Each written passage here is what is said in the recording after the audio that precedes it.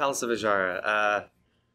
Yeah, so this is a really exciting opportunity for us. You know, we're talked a lot about, you know, what are the Naga? What is Azara been up to? And with the Nazjatar being such a big portion of the Rise of Azara patch, we've discussed, you know, we have this opportunity, it seems like, to fight in this location where we've never explored before, right? Because really, you have to think about this from, this is the Naga's home turf, right? We're going into her palace, we're going into her her realm, and we're bringing the fight to her. But they want to fight in a place where they have the advantage. Exactly, right? Like, yeah. Exactly, right? So while we're very aware of a lot of the concerns and feedback we've gotten before, you know, we've done a lot of things in this vein before, like we saw with the zone, I forget the name of the zone now, Vashir, thank you. We had Vashir, which was an underwater area. It was a whole zone that was underwater. And we've done certain fights that have had these elements before, like with Alakir and the Throne of the Four Winds, you had this flying aspect at the end of the fight. So while we're very aware of the challenges that it would pose, it's one of those things where it feels like an opportunity that we have to try to fulfill that idea of, okay, we're going to fight these guys underwater. And there's a lot of really cool ideas that we've been talking about and throwing around. We don't have any specifics to announce, but there's a lot of fun stuff that we've seen already in Battle for Azeroth that, you know, really gets to that underwater, deep, dark, scary, emotional feel, right? Like in Battle for Azeroth, one of the big war campaign moments was for the Horde that got sent underwater to go look at some of the sunken ships and look for Dalen. And it was super dark, and you had this little flashlight that you had to turn on, and there were all the super scary like fish and monsters that would kind of sneak up on you. So that was an area that we were looking at as like, okay, that was a super scary quest. Like if we can try to pull something like that off, but on a raid scale, that would be super epic. So yeah, it seemed like a missed opportunity to not do an underwater boss in Nazjatar, because we're always trying to like push the limits of what can we do different here, what can we explore that we haven't done before. So for Tides of Vengeance, one of the new things that we're doing is we're making the raid, DARKSHORE, 2 different experiences, both Horde and Alliance. So this is just something else in that vein where we're like, what can we do that we haven't done yet? How can we keep it fresh? What'll be interesting to players? Yeah. If it works out like that, it's a good fun sometimes. Yeah. Because I think many players have this concern that it might be a bit difficult to play. Oh yeah. With all these 3D stuff. Yeah, we share the concerns, and it's something that, like, you know, I think there was question marks next to it in the panel. It's one of those things that's like, we need to abandon. Exactly. It was one of those things where it's like, you know, this is the perfect opportunity to try something like this. I feel like, you know, when you think of the fantasy of the Naga, this is something that you would expect to happen. Like you would expect to have that underwater fight. So we want to explore it, but it's not something that, you know, if it isn't fun, we're not gonna give it to the players. So it's something that we feel like is an awesome opportunity to push ourselves and try something new. But there was question marks after it for a reason. Yeah.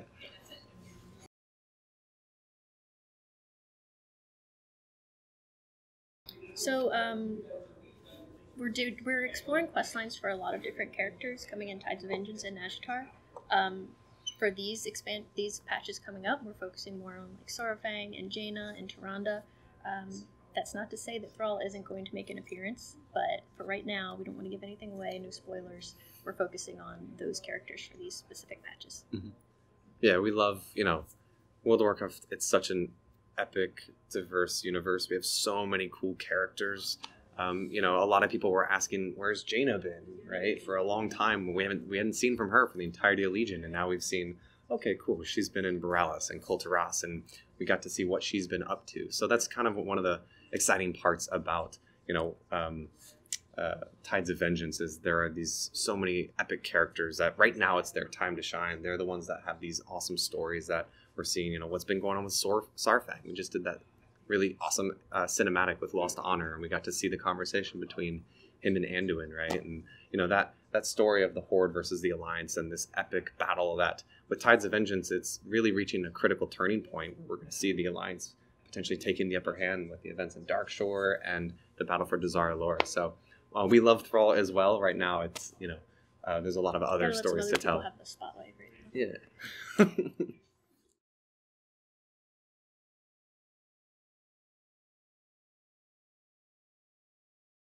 So one of the things that we wanted to do with Battle for Azeroth was we wanted to tell two different stories. Battle for Azeroth is really all about the Alliance and the Horde coming together and fighting each other. So, like in the Level Up, Alliance has a very different experience than the Horde. They hear the story about Borealis and Kulturas and reuniting Kulturas, and the Horde, they get to experience something completely different with the Zandalari trolls and the Blood Trolls, and they do get more of that story, but that's not to say the Alliance, we forget about the Alliance. You know, their story is coming with the next raid. They're the ones who are assaulting Dazara Lore. They're coming in and they're taking the battle to the Horde. And so for that, it's actually, you know, the Alliance are making a foothold in the Zandalari territory. And so I think the next battle, you'll get to see it from both sides, but I think we're really focusing on the Alliance taking the battle to them. Mm-hmm.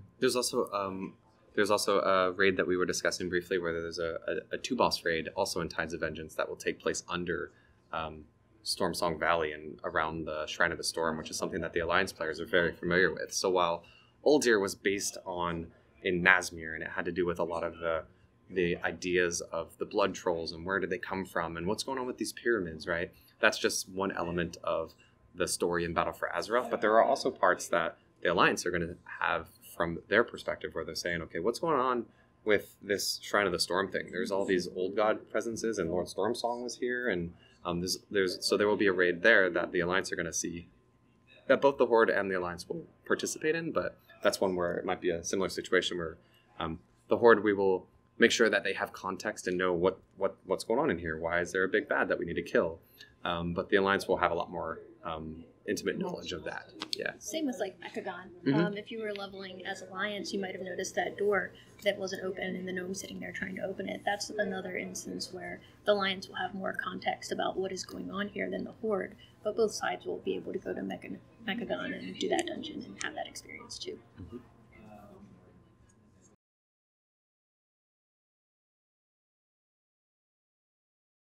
So allied races are something that we're super excited to introduce for Battle for Azeroth, but we're going to introduce them as they make sense to the players. So whatever race that we're really interacting with and becoming friends with and having them join our side, we want to make sure that we really build up the story around them and add them to the Alliance or to the Horde as it makes sense.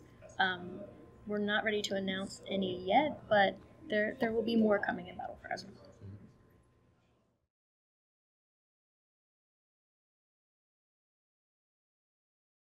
So we did introduce a new warfront. It's the Battle for Darkshore. I'm so sorry, yes. After that. Oh, after that, we don't have any plans to introduce any new ones at the time that we're ready to share. That's not to say that a new one might not happen in Battle for Azeroth. But for right now, we're focused on the Battle for Darkshore and telling the story of the Night Elves trying to reclaim their territory. And if you're an Alliance player, you actually get a really in-depth story about that. You get to do the Tyrande questline, where you hear about her going to Anduin and saying, Anduin, I need troops, I want to take Teldrassil back. And he actually is like, Tyrande, we don't have the troops to do this. We're doing the battle with Dazara Lore, we're spread too thin.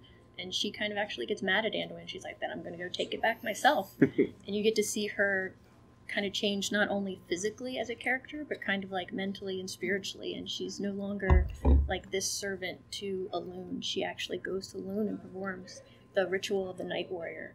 And she basically demands that Elune make her the Night Warrior so that she can take vengeance on the Horde and take back her area. So that's a really cool story that you get to experience as the Alliance. And there's also a new unique reward for that we haven't done in the past. So if you're Alliance, you'll get to actually earn the Night Elf skin for that. So you'll get to become the Night Warrior skin and have the dark eyes and stuff like Tyrande does. The questline is pretty cool on the PTR. Yeah. It's really great.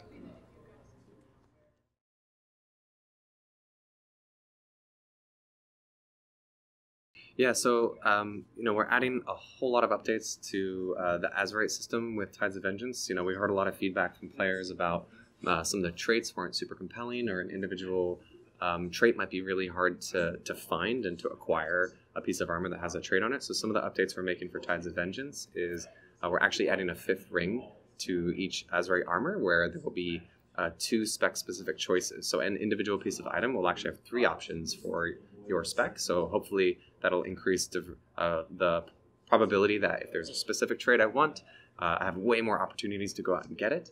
We also have taken this as an opportunity to look at some of the traits that players have been playing with and given us feedback on. So we're actually going to be retiring some of the older traits that people might not be as excited about and replace them with new, brand new traits in Tides of Vengeance. And to your point, in terms of further updates, like for Rise of Azshara, we haven't announced anything in particular for Rise of Azshara with what we want to do with the AZERIT system. But to your point of having to unlock the same trait again, that's definitely feedback we've heard. We agree with. We don't want you to have to unlock it, you know, in X time from now. So that's definitely feedback that we've heard. And as we look to make improvements to the AZERIT system, that is something that we also agree that we think we can try to improve on.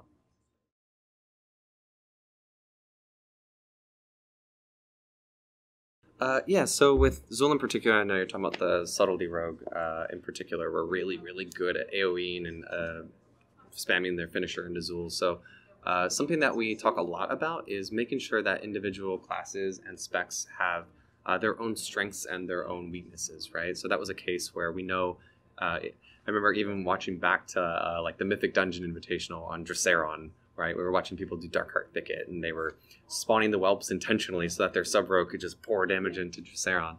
That was something that we felt like, you know, this is a particular strength of rogues, and in that case in particular, to be honest, that was an area where we felt we should have potentially looked at just how strong these specific specs are, right? Like, it's important that classes have strengths and that we have provided them with opportunities to shine in those situations, but also that they have weaknesses, and, you know, those strengths and those weaknesses should have areas where they can shine and areas where you feel like, this isn't my time to shine, but I've got an area that I can be good in. For me, when I saw the Zul, the instance of Zul, that was just a case of we could have done I think we could have done more on the encounter side to kind of keep that in mind. One of the things that we talked about was like, for instance, actually in Battle for Dazar'alor, there's another fight with a similar mechanic where there's a bunch of these robots. Did you see Mechatork on the PTR? So one of the encounters in Battle for Dazar'alor, you get to fight King Mechatork himself, and as the High Tinker, he would have a lot of big inventions and things that he would be controlling. So one of the cool mechanics is there are these little battle bots that run around, and there's quite a few of them that run around, and when there's a certain point in the encounter where you get to kill them, not too dissimilar from Zul. So we saw that as a case of, okay, we want subtlety rogues to feel really strong on this encounter, but when it comes to Mythic, let's make sure that we either can find an area to design around that idea. So one of the things that we're talking about was potentially adding a damage shield to those bots just on Mythic, right? So on every other difficulty, that subtlety rogue can feel really strong and really lean into that strength of his. And on Mythic, where we would be a little bit more concerned about the class deck, and like you mentioned, there are cases where we can design things like a damage shield on those creatures that would prevent that from becoming too much of an issue.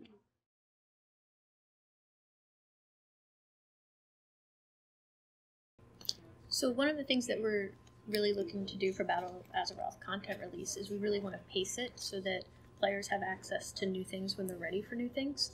So we have a cadence of, we're going to release the 8.1 raid, and then a little bit down the line, not necessarily in Tides of Vengeance, maybe in the 0.5 update, we're going to release the Shrine of the Storm raid, but it just depends on when we feel like players are ready for that content. Mm-hmm. But it will come out after the Battle for Dazar'alor.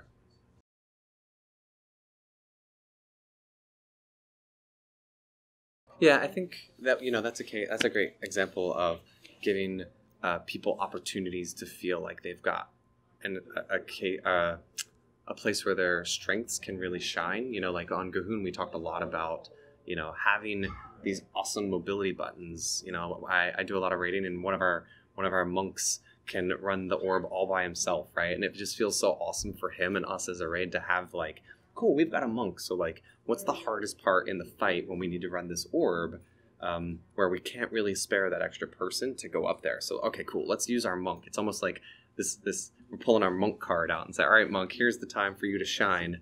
Just go run that orb. And it has nothing to do with, like, doing, you know, crazy amounts of damage. He just gets an opportunity to feel really awesome about his class and his spec. And that was a place where I think, like you said, for Mythic, we looked at that and actually made some changes to that because, like we saw, we wanted there to be multiple people up there on Mythic, but the result of that was bring 4 Warlocks, right? So that was just a case of, yeah, you know, let people shine, let them push their buttons, and then we can avoid some of the potential class stacking stuff that you're talking about. So, like you said, we've already looked at that and tried to make changes based on the feedback, and like you said, the cases where, you know, we took something where people were shining, and instead they brought Warlocks, which Warlocks were shining, but it was kind of, you know, 6 one way, half dozen the other, so.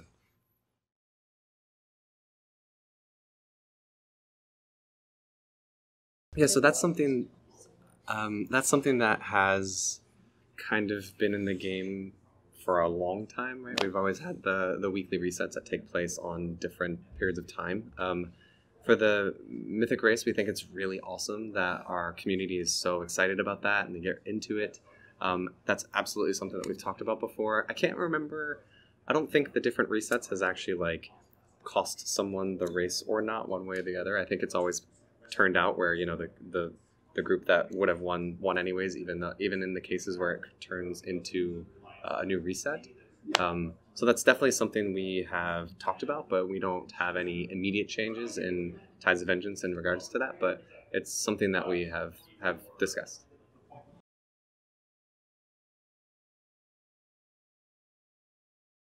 Yeah, so there's a couple cool things, like with Battle for Azeroth, we made a lot of changes to the Mythic Dungeons UI, where that would reset every week. And now with Battle for Azeroth, that kind of remembers your seasonal bests, and that's something that is tracked in the game, so that players can kind of see what their bests are. You know, they've done a +10 across all of the dungeons. We're actually even talking about potentially adding some new achievements that are related to that. So if you've done a +10 on all the dungeons, that feels almost like an equivalent achievement to like defeating like a heroic end boss, and you have the ahead of the curve and cutting edge achievements in regards to that. So can we add achievements that feel like there's parity for Mythic Plus?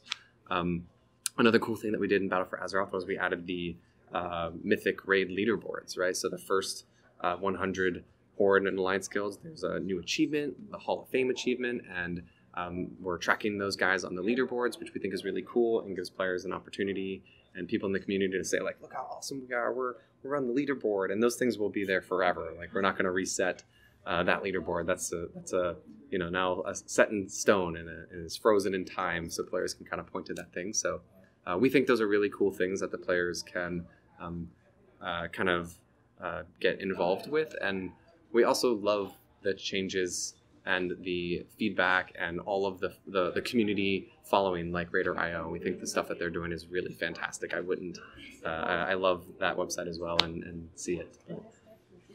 Right now, you know, we're taking changes, you know, one step at a time, and we think the new Hall of Fame leaderboard is really cool.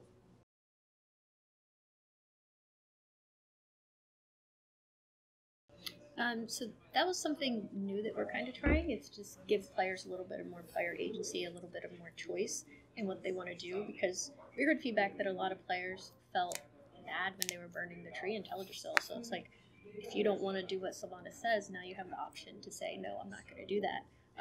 Not only does that feel good for the player, you know, who you say that to, it says they're going to remember it. So maybe that's going to impact what happens down the line. It definitely impacts the quest rewards and what you can pick up next, but maybe there'll be something else down the line that it impacts. Yeah, there's no immediate things to announce, but we think that's a really cool opportunity for players, and we want to make sure we pay that off.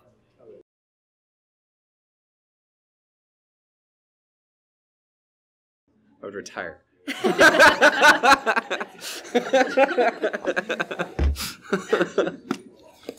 That's yeah, I'm gonna have to go through it on that one.